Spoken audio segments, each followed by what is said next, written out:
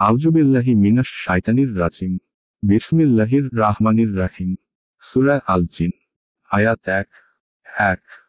বলো, আমার প্রতি ওহী প্রেরিত হয়েছে যে, জিনদের একটি দল মনোযোগ সহকারে শ্রবণ করেছে এবং বলেছে, আমরা তো এক বিস্ময়কর কুরআন শ্রবণ করেছি। আয়াতের তাফসীর।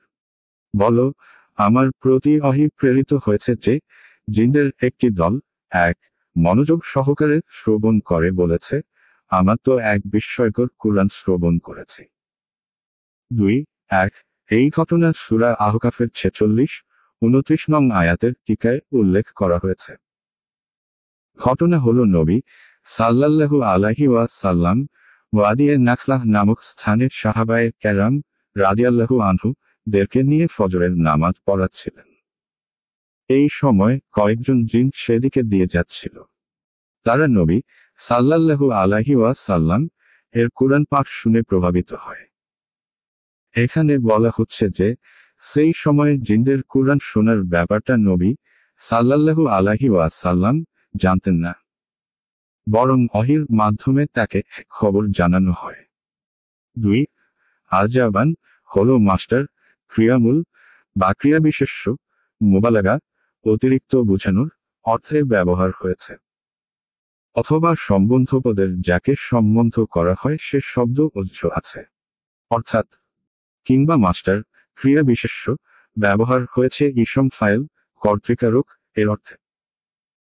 অর্থ হলো, আমরা এমন কুরআন শুনেছি যা ভাষার চমৎকারিত্ব ও সাহিত্য শৈলীর দিক দিয়ে বড়ই বিস্ময়কর, অথবা ওয়াজ নসিহতের দিক দিয়ে বিস্ময়কর, কিংবা বরকতের দিক দিয়ে অতি আশ্চর্যজনক। ফাতুহুল কাদির। আয়াত ২ যা সঠিক পথ নির্দেশ করে। ফলে আমরা এতে বিশ্বাস স্থাপন করেছি। আমরা কখনো আমাদের রবের সাথে কোনো শরিক স্থির করব না। আয়াতের তাফসীর। যা সঠিক পথ নির্দেশ করে। ১ ফলে আমরা তাতে বিশ্বাস স্থাপন করেছি। ২ আর আমরা কখনো আমাদের প্রতিপালকের কোনো শরিক স্থাপন করব না। ৩ এটা কুরআনের দ্বিতীয় গুণ। তা সঠিক পথ অর্থাৎ সত্য ও সরল পথ স্পষ্ট করে, অথবা আল্লাহ সম্পর্কে জ্ঞান দান করে। ২ অর্থাৎ আমরা তা শুনে সত্য বলে মেনে নিয়েছি যে, বাস্তবিকই তা আল্লাহর কালাম। এটা কোনো মানুষের কালাম নয়। এতে কাফেরদের প্রতি ধমক ও তিরস্কার রয়েছে যে, জিনরা তো একবার শুনেই এই কুরআনের প্রতি ঈমান আনল। স্বল্প কিছু সংখ্যক আয়াত শুনেই তাদের অবস্থার পরিবর্তন ঘটল এবং তারা বুঝে নিল যে, এটা কোনো মানুষের রচিত কথা নয়।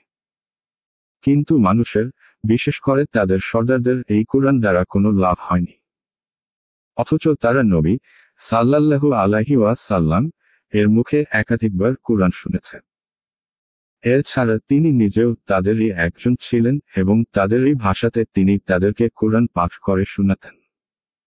৩ না তার সৃষ্টির কাউকে, আর না অন্য কোনো উপাস্যকে।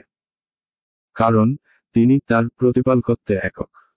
আয়াত ৩ এবং নিশ্চয়ই সমুচ্চ আমাদের রবের মর্যাদা। তিনি গ্রহণ করেননি কোনো পত্নী এবং না কোনো সন্তান। আয়াতের তাফসীর। এবং নিশ্চয়ই সমুচ্চ আমাদের প্রতিপালকের মর্যাদা। তিনি গ্রহণ করেননি কোনো পত্নী এবং না কোনো সন্তান। ১ এর অর্থ হল মর্যাদা, মাহাত্ম্য, ঐশ্বর্য। অর্থাৎ আমাদের প্রতিপালকের মর্যাদা এ থেকে অনেক ঊর্ধ্বে যে, তার সন্তান সন্ততি ও স্ত্রী থাকবে। অর্থাৎ জিনরা সেই মুশরিকদের কথাকে ভুল সাব্যস্ত করল, যারা আল্লাহর সাথে স্ত্রী এবং সন্তান সন্ততির সম্পর্ক স্থাপন করত। জিনরা এই উভয় দুর্বলতা থেকে প্রতিপালকের পবিত্রতার ঘোষণা করল। আয়াত ৪ এবং আমাদের মধ্যকার নির্বোধরা আল্লাহ সম্বন্ধে অতি অবাস্তব উক্তি করত। আয়াতের তাফসীর। এবং আমাদের মধ্যকার নির্বোধরা আল্লাহর সম্বন্ধে অতি অবাস্তব উক্তি করত। ১ আমাদের নির্বোধেরা বলতে কেউ কেউ শয়তান অর্থ নিয়েছেন, আর কেউ কেউ তাদের সঙ্গী জিনদেরকে বুঝিয়েছেন। আর কেউ বলেন, এ থেকে উদ্দেশ্য এমন সকল ব্যক্তি যার এই বাতিল বিশ্বাস আছে যে, আল্লাহর সন্তান আছে। এর কয়েকটি অর্থ করা হয়েছে, যেমন জুলুম, মিথ্যা, বাতিল এবং কুফরিতে অতিরঞ্জন করা প্রভৃতি। উদ্দেশ্য মধ্যমপন্থা থেকে দূরে সরে যাওয়া এবং সীমালঙ্ঘন করা। অর্থ এই দাঁড়ালো যে আল্লাহর সন্তান আছে, এই কথা সেই নির্বোধ ও বেউকুফদের, যারা মধ্যপন্থা ও সরল সঠিক পথ থেকে দূরে আছে এবং তারা সীমালঙ্ঘনকারী, মিথ্যুক ও অপবাদ আরোপকারীও বটে।